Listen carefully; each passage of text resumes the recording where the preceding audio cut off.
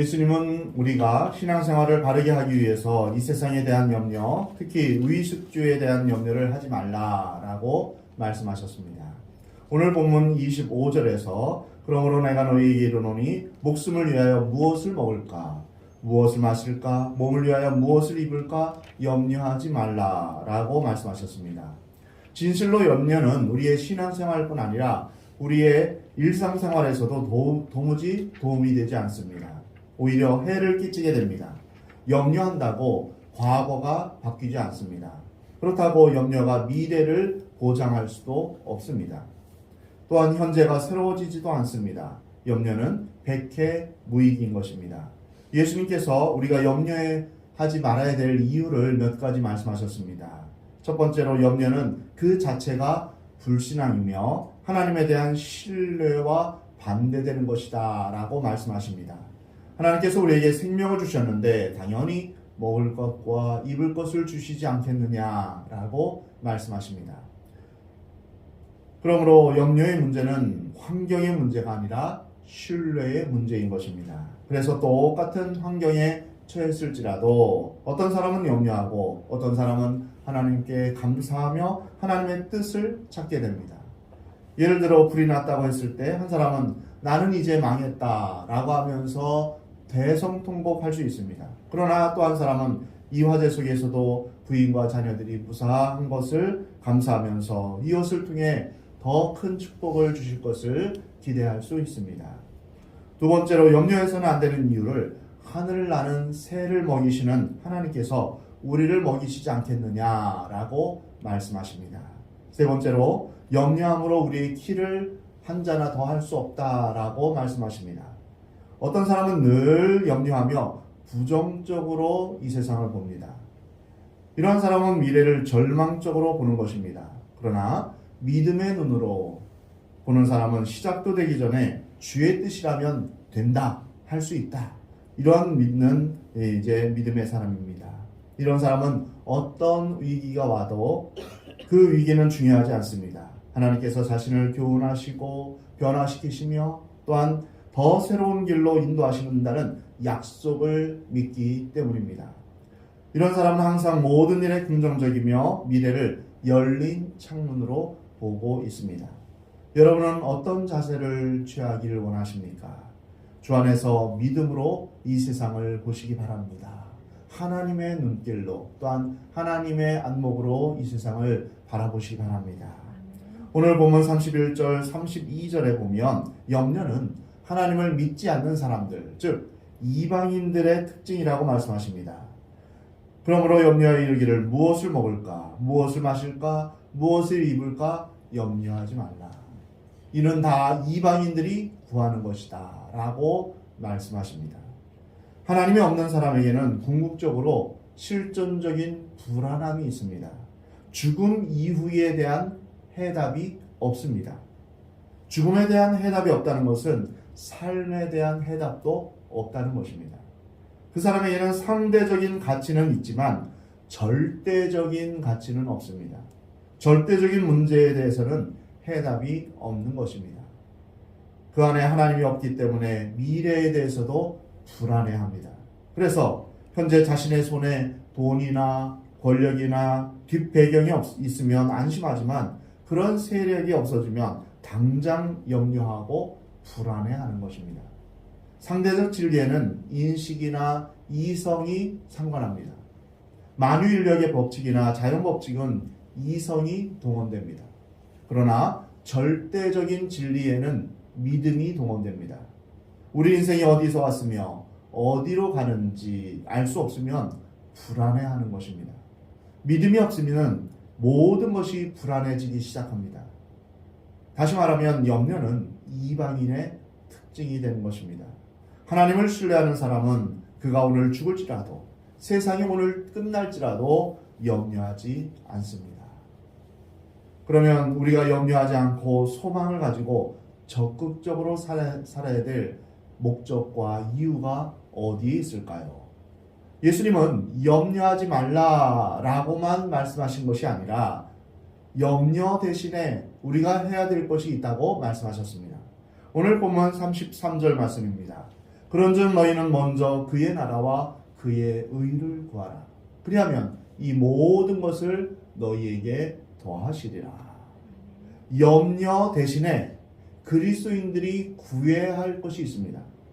그것은 바로 하나님 앞에 기도하는 것입니다. 그리스도인의 참된 삶은 바로 구하라 여기에서 나타나 있습니다. 이 말씀 후에 예수님은 마태복음 7장 7절에서 구하라 그러면 너에게 주실 것이요 찾으라 그리하면 찾아낼 것이요 문을 두드리라 그리하면 너에게 열릴 것이라 말씀하십니다. 우리가 하나님 앞에 구할 수 있는 것 이것은 그리스도인의 특권입니다. 그리스도인은 염려하는 사람이 아니라 적극적으로 현재를 향하여 또한 미래를 향하여 나아가며 문을 두드리는 사람입니다. 구하라. 무엇을 구합니까? 우리에게 없는 것, 내가 가지고 있지 않은 것을 구하는 것입니다. 찾으라. 무엇을 찾습니까? 내가 가지고 있었던 것, 잃어버렸던 것을 찾는 것입니다. 문을 두드리라. 무엇을 의미합니까? 미래를 향하여 도전하라. 어두운 미래를, 절망의 미래를 향하여 문을 열라. 그러면 열릴 것이다. 라고 말씀하고 있습니다. 이것이 그리스도인의 삶의 모습이요 태도입니다. 그리스도인은 절대로 소극적이고 패배적이며 절망적인 입장을 가진 사람이 아닙니다. 구하고 찾고 두드리는 이러한 적극적인 소망을 가지고 미래를 향해 나아가는 사람입니다. 이렇게 볼 때 염려하지 말라라는 말은 소극적인 명령이라면 구하라라는 말은 적극적인 명령으로 우리에게 다가오는 것입니다. 그리스도인의 위대한 소망이 여기에 있는 것입니다. 그래서 그리스도인이 있는 곳마다 역사는 변화되고 그리스도인이 가는 곳마다 쇠계는 뒤집어졌던 것입니다. 왜냐하면 그리스도인은 단순히 죄짓지 않고 착하게만 사는 것이 아니라 적극적으로 선을 행하며 미래를 위해 일하고 하나님 나라를 위해 일하는 사람이기 때문입니다. 또한 그리스도인은 땅을 위한 인간적인 야망을 가진 사람이 아니라 하늘을 위한 거룩한 소망을 가진 사람들입니다. 우리는 우리나라에 온 선교사들의 그 소망을 우리는 현재 볼 수 있습니다. 미지의 나라에 성경책을 들고 와서 먼 훗날 이 나라가 복음의 나라로 변화될 것이다 하는 이러한 믿음 가운데 평생을 그의 인생을 바쳤던 것입니다. 복음을 전하다가 이곳에 뼈를 묻은 곳이 바로 양화진입니다. 복음의 볼모주였던 이 나라 130년 전에는 절망의 땅이었고 소망이 없는 그런 땅이었습니다. 근데 그들이 무엇 때문에 그들의 뼈를 이 땅에 묻었을까요? 복음만 가지고 들어오면 이 나라가 변화가 될 것이라는 그러한 소망이었습니다. 근데 이 소망이 실제로 오늘 이 시대를 살고 있는 우리 가운데 열매를 맺고 있지 않습니까? 자신의 생명을 포기하고 직업을 포기하고 출세를 포기하고 또한 자녀 교육을 포기하고 참으로 이 한 꿈을 위해서 자기 생애를 바쳤을 때 하나님께서 이 땅에 하나님의 은혜와 복을 주실 것이라는 그러한 믿음이 그들에게 있었던 것입니다. 이것이 그리스도인의 소망이며 비전입니다. 그러나 세상 사람들은 먹고 마시고 입는 것에만 관심을 가지고 있습니다. 이것 때문에 고민하고 염려하고 전생애를 다 여기에 바치다가 한평생 끝나고 마는 것입니다. 그러면 그리스도인의 위대한 소망과 비전은 무엇입니까? 그것은 바로 하나님의 나라와 하나님의 의입니다. 예수님은 우리에게 너희는 먼저 그의 나라와 그의 의를 구하라 라고 말씀하셨습니다. 여기에서 먼저라는 말은 대신에 라는 말로 바꿀 수 있습니다. 염려하는 것 대신에 우선적으로 구하라 라는 것입니다. 이것은 상대적인 우선보다는 절대적인 의미로 무엇보다도 우선적으로 구하라는 것입니다. 여러분, 하나의 통에 무엇을 먼저 집어넣느냐에 따라서 그것이 무엇으로 가득 차 있냐. 먼저 모래나 여러 잡다한 것으로 그 통을 채우고 나면 크고 위대한 원대한 것이 그 안에 들어갈 수 없습니다. 들어갈 자리가 없는 것입니다. 염려와 걱정과 그리고 세상 근심이 우리 마음 가운데 가득 차면 하나님 나라를 위한 우리의 삶의 헌신이 있을 수가 없습니다. 그래서 우리는 먼저 하나님 나라와 하나님의 의가 우리 마음 가운데 들어와야 됩니다. 그래야만 주의 일을 감당할 수 있는 것입니다. 하나님의 백성들은 세상사를 염려하는 대신에 무엇보다 우선적으로 해야 할 일이 있습니다. 그것은 바로 하나님의 나라와 하나님의 의를 구하는 것입니다. 그리스도인들이 구해야 될 최고의 소망은 첫 번째로 하나님의 나라입니다. 하나님의 나라는 한마디로 하나님의 통치와 하나님의 다스림, 하나님의 지배가 이루어지는 나라입니다. 우리는 주기도문에서 하나님의 나라가 임하기를 기도하고 있습니다. 주의 나라가 임하기를 원합니다. 이것은 바로 우리가 사는 이 땅에 하나님의 통치와 하나님의 다스리심이 있기를 원하는 것입니다. 이것은 가장 완벽하고 이상적인 세계입니다. 우리의 마음에 하나님의 나라가 임하기를 하나님 원하십니다. 우리의 가정에 하나님의 다스리심이 있기를 원합니다. 우리의 가정과 또한 우리의 사회 가운데 이 나라만 민족 가운데 하나님의 나라가 임하기를 원합니다. 하나님의 나라는 또한 선교와 밀접하게 연관되어 있습니다. 하나님의 나라가 임하게 하기 위해 선교하는 것입니다. 복음을 전하는 것입니다. 그러면 하나님의 나라는 어떤 특징이 있을까요? 로마서 14장 17절을 보면 하나님의 나라는 먹는 것과 마시는 것이 아니요 오직 성령 안에 있는 의와 평강과 희락이다 라고 말씀하고 있습니다. 하나님 나라에 가서 우리가 먹고 마시는 것이 아닙니다. 하나님 안에서 의를 누리며 평강을 누리며 또한 기쁨을 누리는 것입니다. 또한 영원한 하나님의 나라를 우리는 경험하게 될 것입니다. 갈라디아서 5장에 보면 하나님 나라를 유업으로 받지 못하는 그러한 죄의 목록이 나와 있는데요. 육체의 일은 분명하니 곧 음행과 더러운 것과 호색과 우상숭배와 주술과 원수 맺는 것과 분쟁과 시기와 분냄과 당짓는 것과 분열함과 이단과 투기와 술취함과 방탕함과 또 그와 같은 것들이라. 전에 너희에게 경계한 것 같이 경계하노니 이런 일을 하는 자들은 하나님의 나라를 유업으로 받지 못하리라.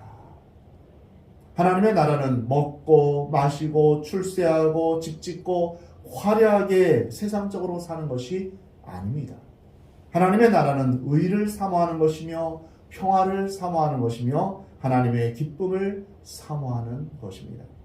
예수님은 마태복음 6장 19절에서 너희의 재물을 땅에 쌓아두지 말고 하늘에 쌓아두라 라고 하셨는데 그 하늘이 바로 하나님의 나라를 의미합니다. 이것이 이루어지도록 우리의 삶을 살아야 됩니다. 이것을 찬송가처럼 표현하면 저 높은 곳을 향하여 날마다 나아가는 삶입니다.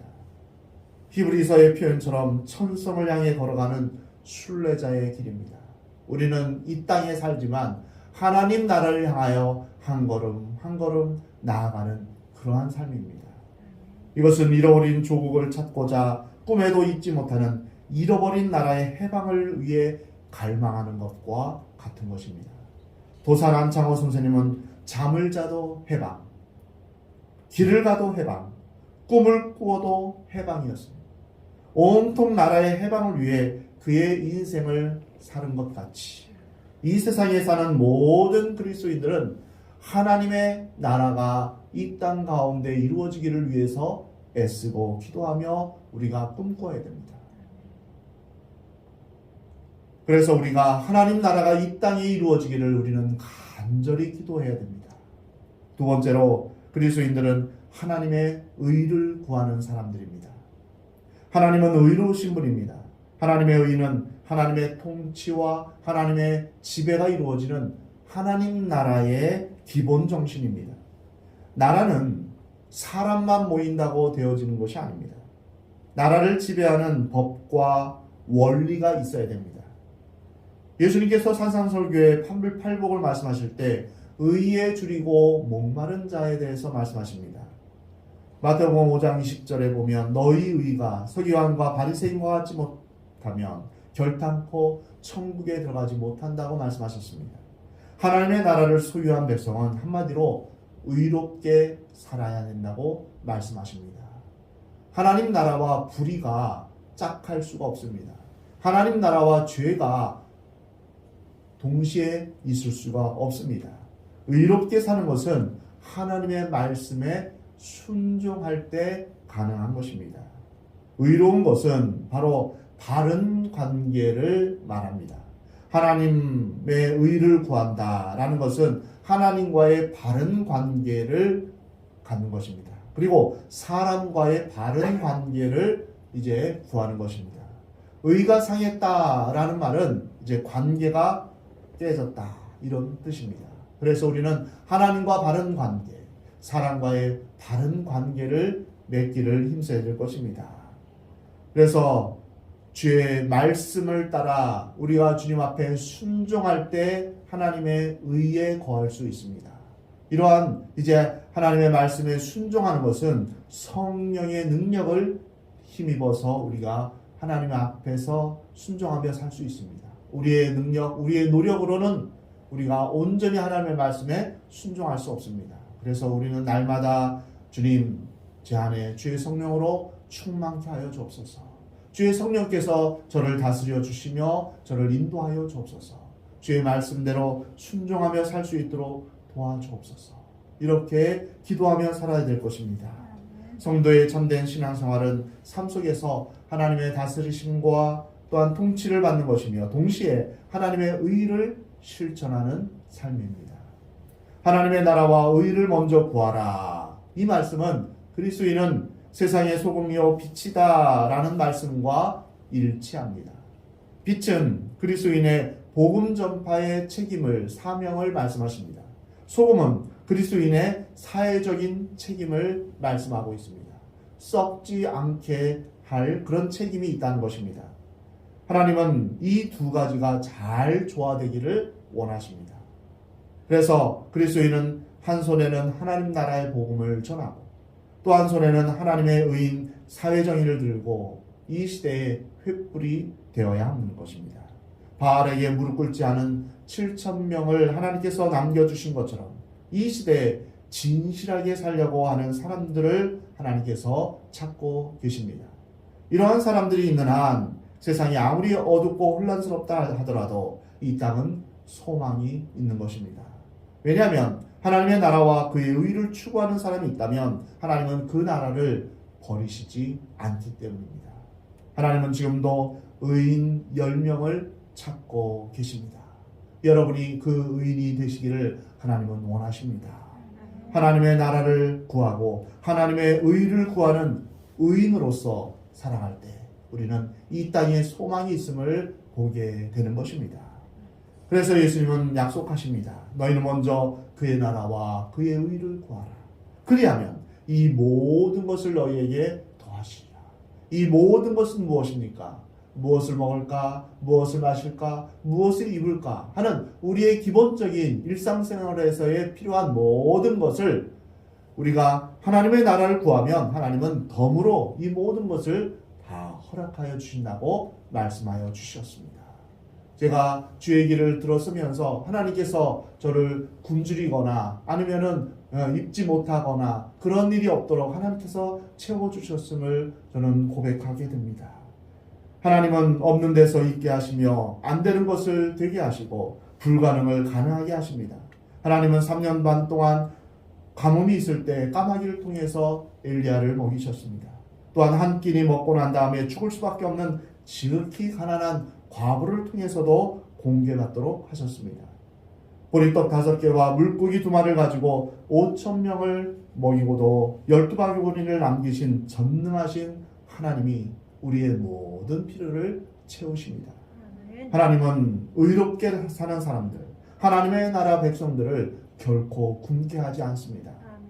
나의 하나님이 그리스도 예수 안에서 영광 가운데 그 풍성한 대로 너희 모든 쓸 것을 채우시리라.